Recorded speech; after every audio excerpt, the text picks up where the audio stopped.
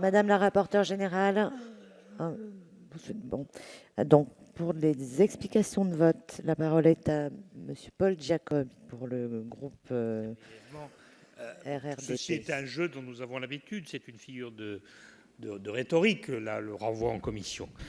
J'ai écouté M. Mariton avec beaucoup d'attention.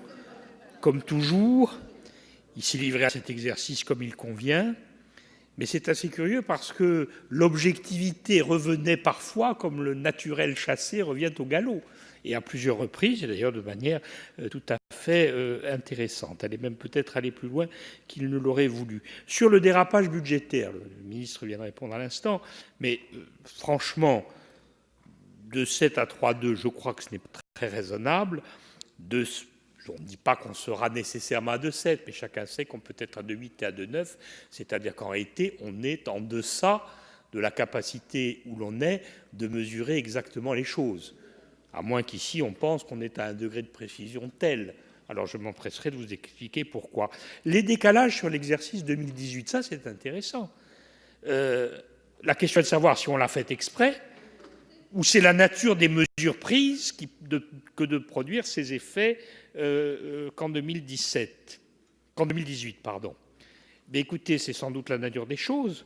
Et d'ailleurs, cette nature des choses, nous l'avons appréciée considérablement au cours des exercices 2012 et 2013, où je dois rappeler la longue liste des mesures qui ont produit des effets en 2012 et en 2013 et qui étaient, à l'évidence, été votées, je crois m'en souvenir en tant que parlementaire, en 2011 pour l'exercice 2012. Voulez-vous? Et puis, ce n'était pas pour 3 francs 6 sous. Sur l'impôt sur les sociétés, moi, je veux bien tout ce qu'on veut, ce gouvernement a tenu sur le crédit impôt recherche. Il a tenu contre vent et marée, et notamment des vents et des marées qui venaient parfois de la partie gauche de l'hémicycle. Enfin, sur Keynes,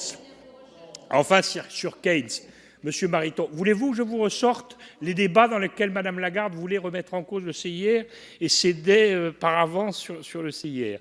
Quant à Keynes, M. Mariton connaît trop bien les choses pour ne pas confondre Keynes et les keynésiens. Moi, je veux bien que l'on critique des économistes qui n'ont pas d'avenir et pas de passé comme Piketty ou Krugman, qui sont turiféraires, mais enfin, dire que Keynes est l'apôtre du laxisme, alors qu'il est l'auteur du retour à l'orthodoxie budgétaire en 1937, ça me paraît extrêmement exagéré. Pour toutes ces raisons, évidemment, le groupe RRDP, qui est par essence paresseux, ne reviendra pas en commission.